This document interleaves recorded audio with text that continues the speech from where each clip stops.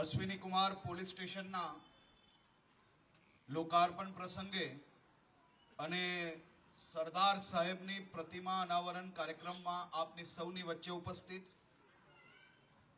પૂર્વ મંત્રી, આ વિસ્તારના ધારાસભ્ય શ્રી કુમારભાઈ કાનાણી, શ્રી કાંતિકાકા, શ્રી પવિનભાઈ ગોગારી, સુરત પોલીસ કમિશનર શ્રી અનુપમસિંહ ગેહલોતજી, સુરત પોલીસના સૌ અધિકારીઓ અને આ વિસ્તારના સૌ નાગરિકોને હું બે હાથ જોડીને વંદન કરું છું। મિત્રો, આજે આપને તાપી કિનારે જે ધરતી પર ઊભા છીએ તે ઐતિહાસિક છે। આ પોલીસ સ્ટેશન જ્યાં બન્યું છે તે સૂર્યપુત્રો અશ્વિની કુમારોની ભૂમિ છે, જેઓ દેવોના વૈદ્ય ગણાય છે। જે રીતે અશ્વિની કુમારો દેવનો કષ્ટ દૂર કરતા, તેમ આ પોલીસ સ્ટેશન સમાજના કષ્ટ અને અન્યાય દૂર કરશે તેવો મને 100% વિશ્વાસ છે। એટલું જ નહીં, લોકવાયકા મુજબ આ દાનવીર કર્ણની ભૂમિ છે। ભગવાન શ્રી કૃષ્ણ અને પાંડવોએ કર્ણના અંતિમ સંસ્કાર આ પવિત્ર તાપી કિનારે કર્યા હતા। અહીં સાક્ષી રૂપે ઉભેલા 3 પાનનો વડ આજે પણ આપને સૌને ત્યાગ અને સેવાના આદર્શ રૂપે આ વડ આપને સંસ્કાર આપી રહ્યો છે। આવા પવિત્ર વાતાવરણમાં જ્યાં બારી ખોલો તો સૂર્યપુત્રી તાપીના દર્શન થાય, ત્યાં કામ કરનાર દરેક પોલીસ કર્મના હૃદયમાં પણ સેવાનો ભાવ જાગશે તેવો મને 100% વિશ્વાસ છે। સૂર્યપુત્રી તાપીના નદી કિનારે આ અશ્વિની કુમાર પોલીસ સ્ટેશનનું નિર્માણ એ સામાન્ય રીતે આપણા સૌના મનમાં એક જ કલ્પના હોય કે જો સરકારી કામકાજ ચાલુ થાય તો એને વર્ષો લાગે પૂર્ણ થતા, પરંતુ સુરત પોલીસ અને સુરત શહેરના નાગરિકોએ સાથે મળીને આજે એક નવો ઇતિહાસ બનાવ્યો છે। દેશનું અતિ સુંદર, સૌથી સુંદર હું તો કહું, અને ઐતિહાસિક ભૂમિ પર, ત્યાગ અને સમર્પણની ભૂમિ પર તાપી નદીના કિનારે આ પોલીસ સ્ટેશન એ માત્ર 2.5 મહિનાની અંદર તૈયાર કરવામાં આવ્યું છે। 2.5 મહિનામાં તૈયાર કરાયેલું આ પોલીસ સ્ટેશન એ આધુનિક પણ છે અને બધા જ અમારા પોલીસ કર્મચારી અને અધિકારીઓ માટે સારી રીતે કામ કરી શકે તે માટે વ્યવસ્થિતપણે અહીંયા તૈયારીઓ બી કરવામાં આવી છે। આ પોલીસ સ્ટેશન જોઈને પહેલી નજરે આપણે એવું લાગશે કે આજુબાજુના વિસ્તારમાં પકડાયેલા આરોપી બી કહેશે કે અશ્વિની કુમાર પોલીસ સ્ટેશન લઈ જાઓ, પરંતુ અશ્વિની કુમાર 2 વિષય માટે ફેમસ છે, એટલે આરોપીએ ધ્યાનમાં રાખવું કે અશ્વિની કુમાર પોલીસ સ્ટેશનની આજુબાજુમાં કયો વિસ્તાર આવે છે એ બી સૌ લોકોએ ધ્યાનમાં રાખવું। આરોપીઓને ખાસ કરીને તેમની તપાસ થઈ શકે, ગુનેગારોને ગુનાની જોડે જોડાયેલા અનેક ટેકનિકલ વિષય હોય, બીજા વિષયો હોય, તેની તપાસ સારી રીતે થઈ શકે તેવી બી વ્યવસ્થાઓ અહીંયા કરવામાં આવી છે। અને સાથે સાથે હવે જે ટેકનોલોજીનો જમાનો છે, ટેકનોલોજીને બી જોડવામાં આવી છે। અને હું મારા સુરત શહેરના ખાસ કરીને સૌ નાગરિકોને અને ખાસ કરીને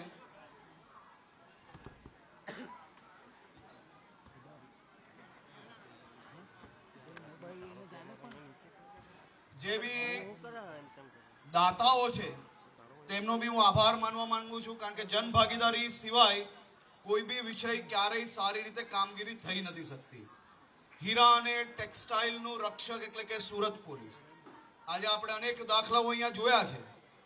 વરાછા અને કાપોદ્રા વિસ્તાર એ સુરતના અર્થતંત્રના 2 ફેફસાઓ છે અને ખૂબ લોડ આ 2 પોલીસ સ્ટેશનમાં પડતા આ 3જું પોલીસ સ્ટેશન બનાવવું ખૂબ જ આવશ્યક હતું, જેથી લોકોને વધુમાં વધુ ઝડપથી સુવિધાઓ મળી શકે।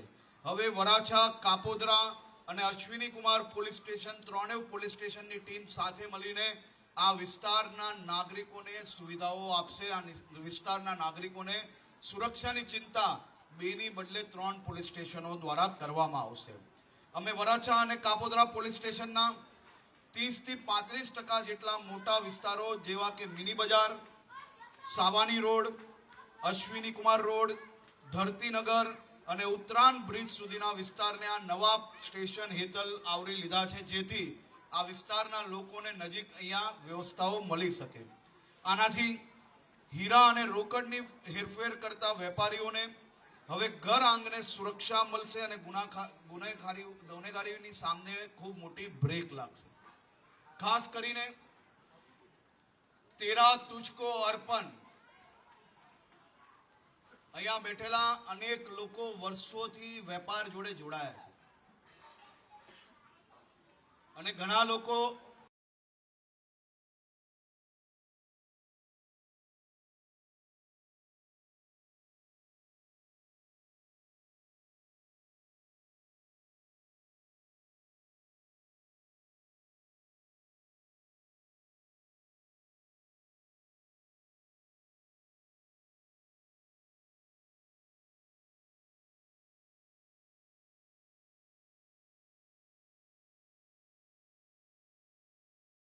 આપી હોય એવા વેપારીઓને આર્થિક રીતે કોઈ નુકસાન ના થાય તે માટે તેરા તુજકો અર્પણ કાર્યક્રમ ચાલુ કરવામાં આવ્યો છે.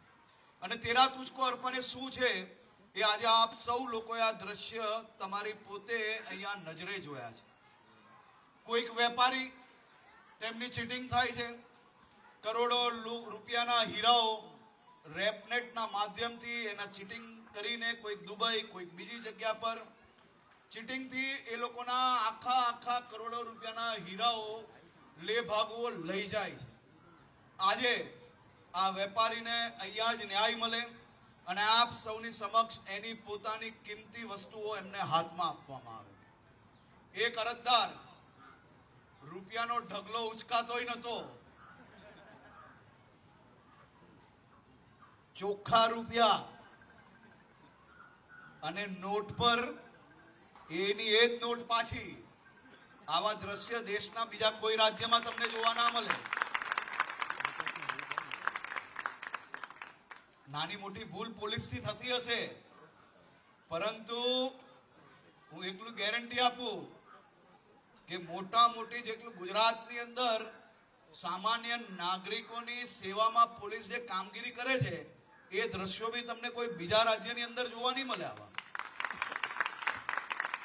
આ તમે મને કહો કે 51 લાખ રૂપિયાનું આ બોક્સ, એની ને એની નોટ, જો નોટના નંબરો એમની પાસે હશે તો એને અંદાજો આવી જશે.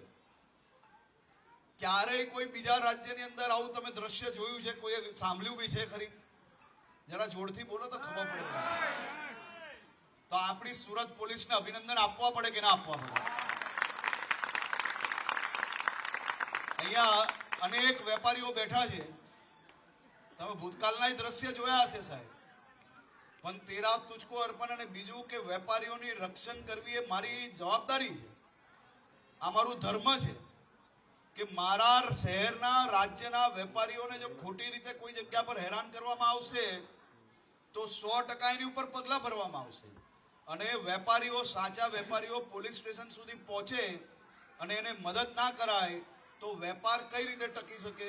અને વેપાર ના ટકે તો સુરતમાં રોજગારી આપણે કઈ રીતે આપી શકીએ? એટલે વેપારીઓ માટે રક્ષણ આપવું એ સૌથી મોટી જવાબદારી છે. જે વેપારીઓના લીધે આજે લાખો લોકોના ઘર ચાલે છે, એમના સપના સાકાર થઈ રહ્યા છે, એવા તમામ વેપારીઓને રક્ષણ આપવા માટે સુરત પોલીસ સજ્જ છે. અને તમે કોઈ પ્રકારની ચિંતા ના કરો. આપણે ગુજરાતમાં હમણાં ટેક્સટાઇલ માર્કેટમાં તમારા મિત્રો હોય તો એમને પૂછજો કે બદલાવ કેવો હોઈ શકે.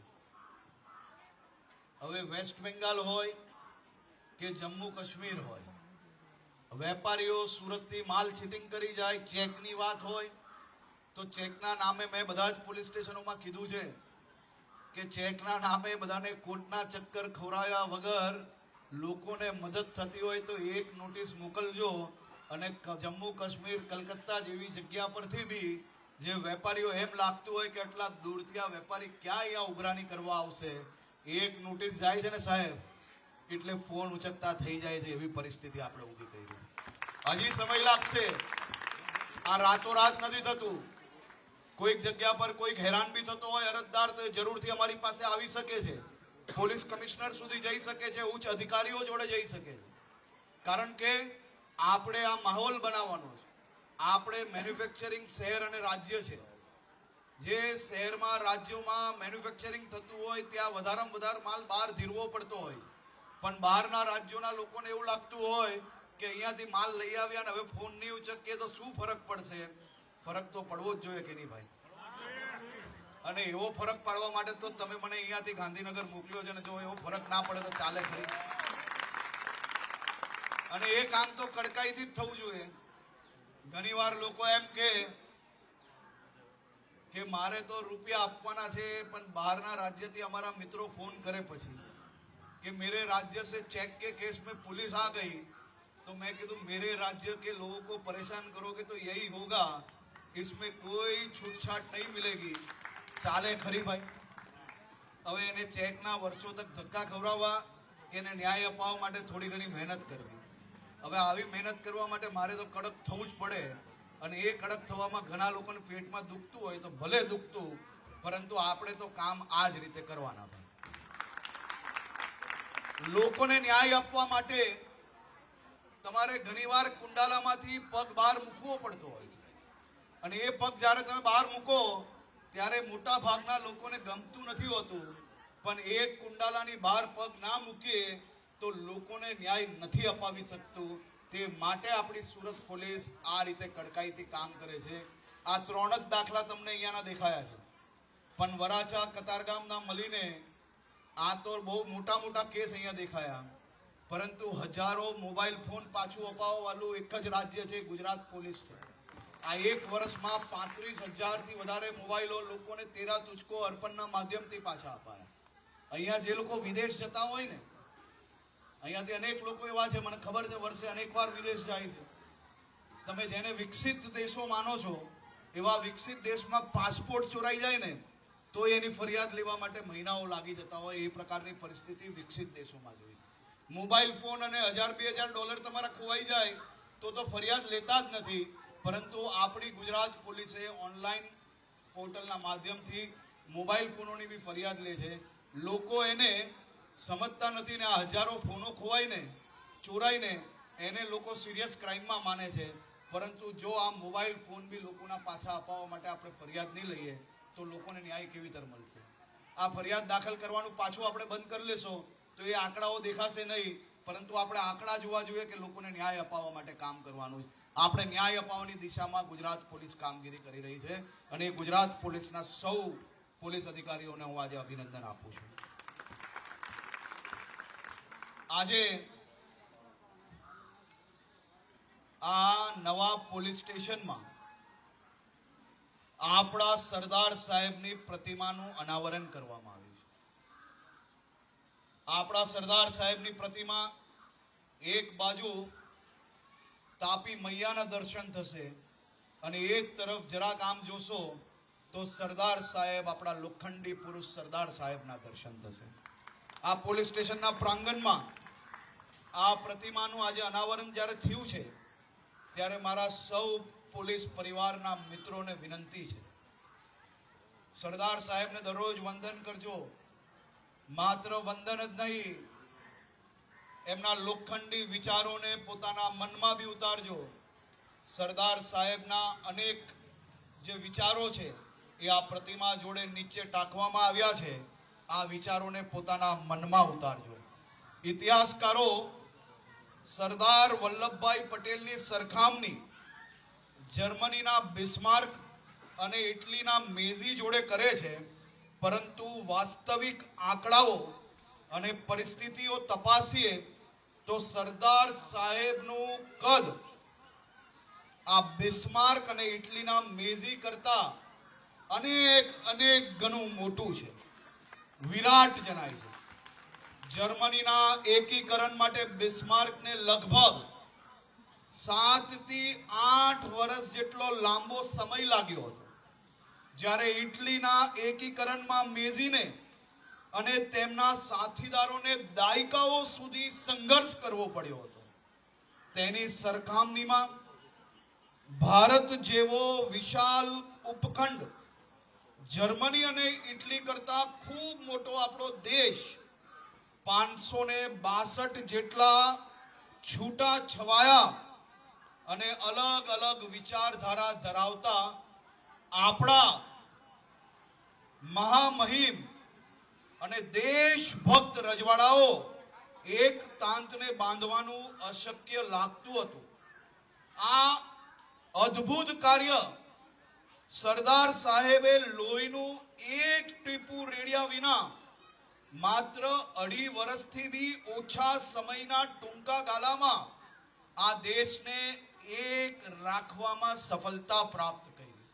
આટલા વિશાળ ભારતને જે ઝડપ અને વિચારોથી તેમને અખંડ ભારતમાં ફેરવ્યું, તે સિદ્ધિ નિશંકપણે તેમને બિસ્માર્ક અને મેઝી કરતા પણ મોટું અને ખૂબ વધુ મહાન અને શ્રેષ્ઠ રાષ્ટ્ર નિર્માતા સાબિત કરે છે. તમને કલ્પના છે આમાંથી કેટલા લોકો એવા છે કે જેને રામ મંદિર દર્શન કર્યા અને કરવા જવા છે? કરેલા છે. તિરુપતિ કોને કોને જવું છે? જવું છે. અને માં વૈષ્ણો દેવીના ધામમાં કોને જવું છે? આપણા ગુજરાતની સરહદ ઉપર શ્રીનાથજી દર્શન કરવા કોણ કોણ ગયું છે?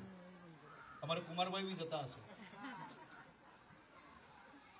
તમને કોઈનો અંદાજો છે કે જો આપણા સરદાર સાહેબે આ દેશ એક નહીં રાખ્યું હોત તો શ્રીનાથજી જવા માટે પાસપોર્ટની જરૂર પડતે અને રાજસ્થાનથી વિઝા લેવા પડતે, વૈષ્ણો દેવી દર્શન કરવા જવા માટે જમ્મુ કાશ્મીરથી વિઝા લેવા પડતે, રામ મંદિર દર્શન કરવા જવા માટે આપણે ઉત્તર પ્રદેશથી વિઝા લેવા પડતે, તિરુપતિ દર્શન કરવા જવા માટે આપણે ત્યાંના વિઝા લેવા પડતે. આખા દેશમાં ગુજરાતની બોર્ડર ક્રોસ કરવા જવા માટે પાસપોર્ટ હાથમાં રાખવો પડતે અને વિઝા લેવડાવવા પડતે.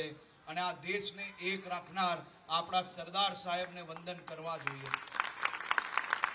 સરદાર સાહેબને નમન કરવું જોઈએ. આપણા રાજ્યમાં અનેક લોકો એવા છે,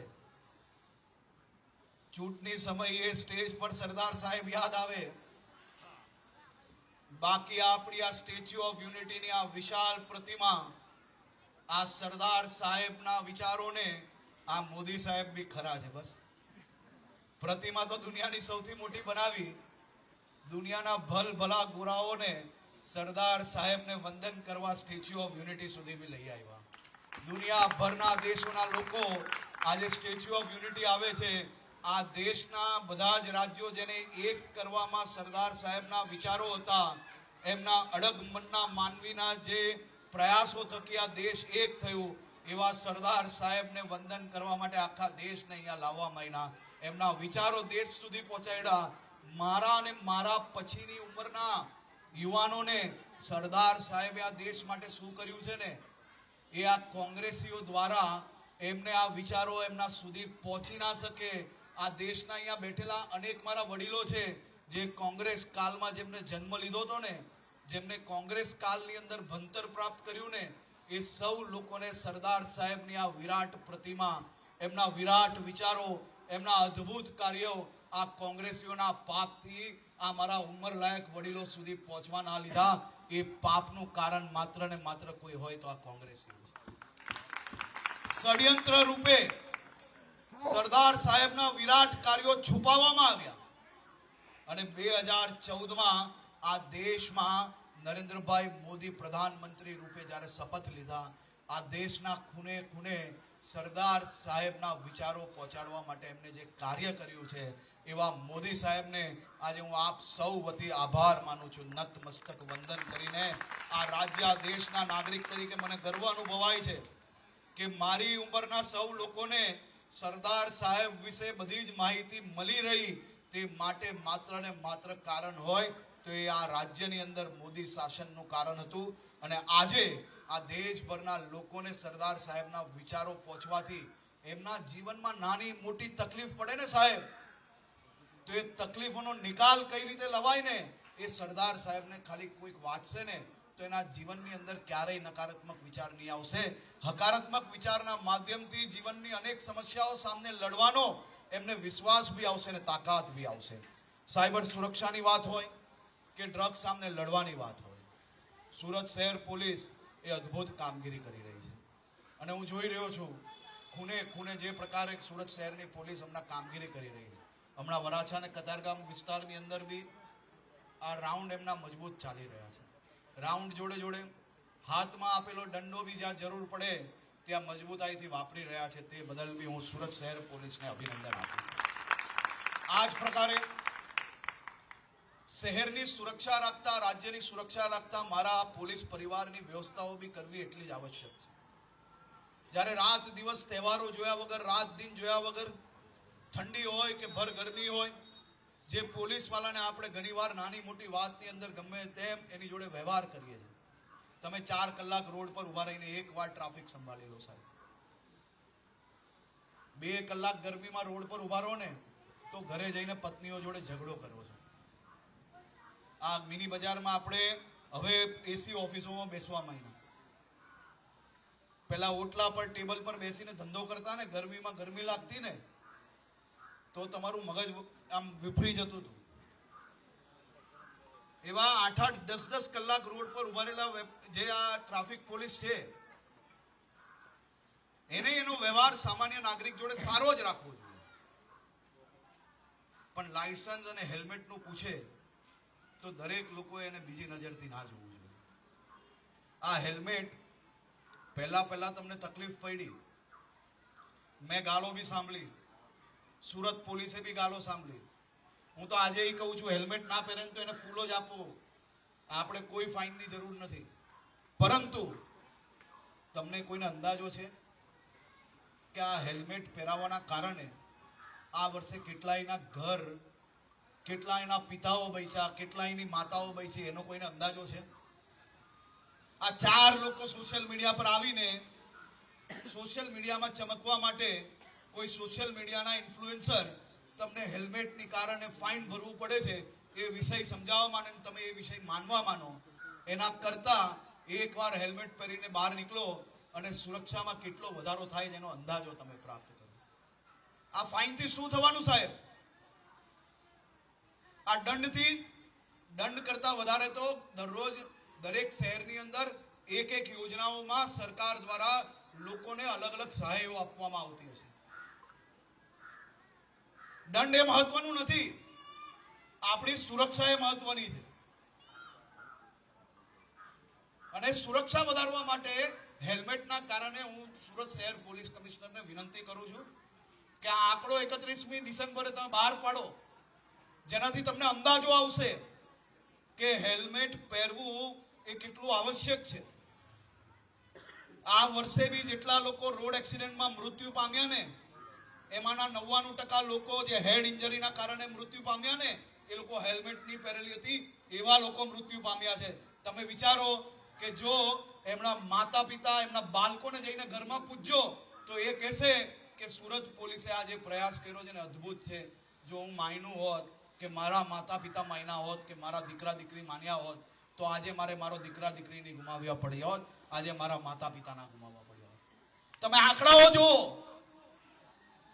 માત્ર કોઈ માણસ કંઈક બોલે અને એની વાતમાં આવીને આપણે એ વિષયની અંદર ચડી જઈએ એવું ના હોઈ શકે. ફૂલ આપો, ફૂલ, હજી વધુ ફૂલો આપો.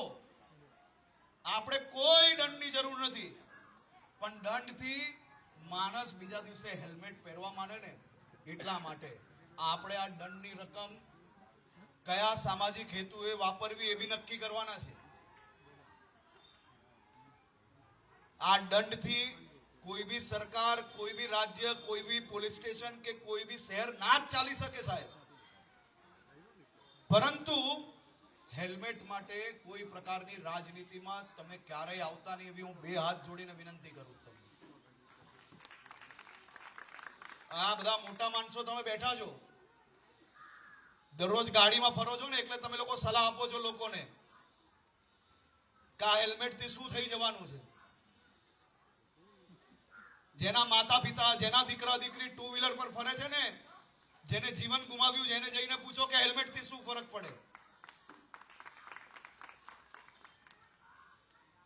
મારી આપને વિનંતી છે કે સામાજિક વિષય છે આયરો આ, અને આ વિષયમાં તમને આવશ્યકતા લાગતી હોય કે હજી 1% જે નથી પહેરતા, તમે જુઓ દ્રશ્યો, વરાછાનું બ્રિજ ઉતરતા હોય ને સાહેબ, 99% લોકો હેલ્મેટમાં નીકળે છે.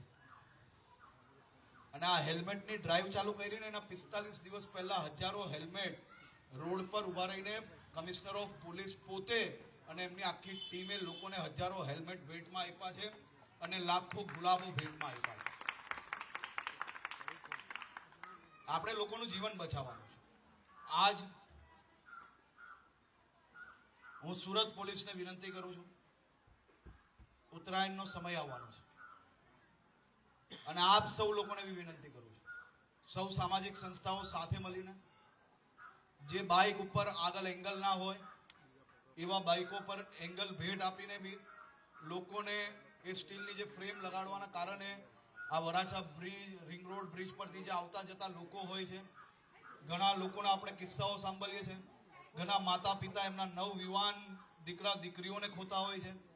આ 10 તારીખ સુધી આપણે હજારો લોકોના બાઇક અને ટુ વ્હીલર પર એ સ્ટીલની ફ્રેમ મફતમાં ભેટ આપીને બી લોકોનું જીવન બચાવવા માટે પ્રયાસ કરીએ. અહીંયા અનેક સામાજિક લોકો બેઠા છે. આ કામ આપણી જવાબદારી છે, ખાલી ટીકા કરવાથી ના થાય. ઘણા લોકોનાની ગંભીરતા નથી, તો આપણે ગંભીરતા લાવવા માટે આપણે પોતે લગાડી આપીએ. આ કામ પોલીસનું નથી, પણ પોલીસની જવાબદારી એ સામાજિક જવાબદારી બી છે. અને પોલીસ જો ઊભી હોય રોડ પર તો લોકો ઊભા રહીને લગાડવા માટે મદદ બી કરે. તે માટે પોલીસ, આપણી સુરત શહેરની પોલીસ એક્સ્ટ્રા લોડ લેતી આવી છે અને આ એક બીજું લોડ બી લઈ લેશે, તો મને 100% વિશ્વાસ છે. મારી આપને વિનંતી છે કે આ સામાજિક કામમાં આપ સૌ લોકો સહયોગ કરો. આજે હું મારા મિત્ર કુમારભાઈ, કાંતિકાકા અને પ્રવીણભાઈનો આભાર માનવા માંગુ છું. આ જનપ્રતિનિધિઓ તમારા સૌ માટે શું કામગીરી કરી રહ્યા તમને હજી અંદાજો બી નથી.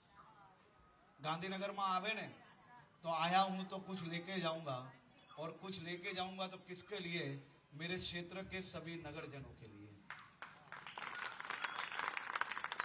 આ વખતે પલોઠી મારીને મારી ઓફિસમાં બેસી ગયેલા કે ગામો જવા માટે બસો દિવાળીમાં હજી વધારે જોઈએ અને જેટલા લોકો આવે બધાને લઈ જવી પડશે.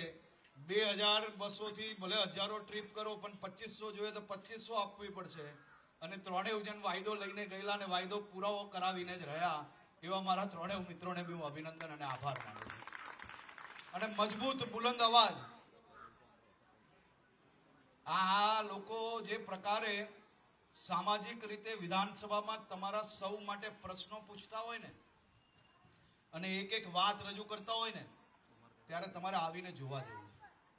અહીંયા બેઠા બેઠા છે ને, આજકાલના આવેલા સોશિયલ મીડિયાના બધા તમને બધી ઊંધી ચીટી બધી વાતો જે છે ને, એની સામે કામ કરતા ને મહેનત કરતા લોકો કઈ રીતે કામ કરે છે ને એ જોઈ આવો ખાલી. સોમ ને મંગળવારે વિસ્તારની નાની નાના ગલીઓ, રોડના રસ્તાઓથી લઈને સ્ટ્રીટ લાઇટથી લઈને નાના મોટી કોઈ બી ઘટના બની હોય તો લોકોને ન્યાય અપાવવા માટે ગાંધીનગરમાં એક એક મંત્રીઓ પાસે બેસીને જે રીતે કામ કરે છે ને, એ અદ્ભુત કામગીરી કરી રહી છે. મારા ત્રણેય મિત્રો માટે ઉભા થઈને તાલીઓ વગાડીને આપણે આભાર માનો. અદ્ભુત કામગીરી કરી રહ્યા છે.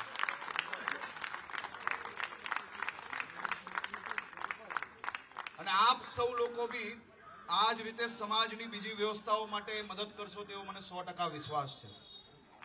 પોલીસના 2 રૂપ છે અને 2 રૂપથી તમે સૌ લોકો પરિચિત છો. પોલીસ એ પ્રજા માટે સેવક છે અને ગુનેગારો માટે સિંઘમ છે. આપણી સુરત પોલીસ એ પ્રજાની સેવક બી છે અને ગુનેગારો સામે સિંઘમ બી છે.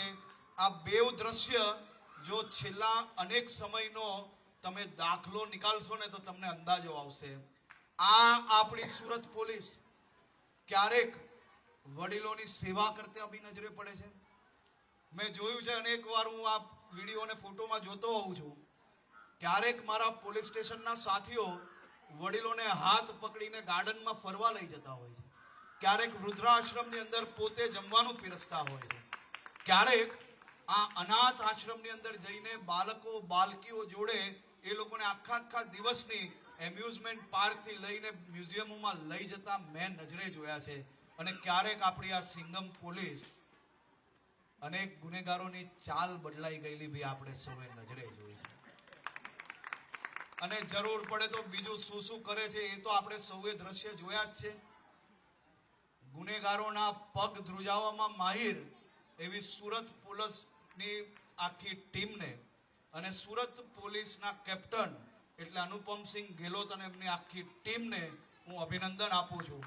આપણા પોલીસ કોન્સ્ટેબલથી લઈને સુરત સીપીને સુરત શહેરના મારા સૌ નાગરિકો વતી અહીંયા તો હું ઉપમુખ્યમંત્રી તરીકે આવતો જ નથી, હું આ શહેરના નાગરિક તરીકે જ આવું છું. અહીંયા બેઠેલા અનેક લોકો એવા છે કે જે હું 16 વર્ષનો હતો ત્યારથી એમની જોડે જોડાયેલો છું, ક્યારેક વેપારમાં, ક્યારેક કોઈક સામાજિક કામમાં. આ લોકો આજે મને હર્ષદ કહે છે અને એ જ મારા જીવનનો સૌથી મોટું અનમોલ કોઈ કિંમતી વસ્તુ હોય તો એ આપ સૌનો પ્રેમ છે. અને આ પ્રેમ ક્યારેય તૂટવા નહીં લઈ. આપ સૌ સાથે મળીને આ કામગીરીને આપણે લોકો આગળ વધારશો. આપ સૌ લોકોનો ફરી એકવાર ખૂબ ખૂબ આભાર.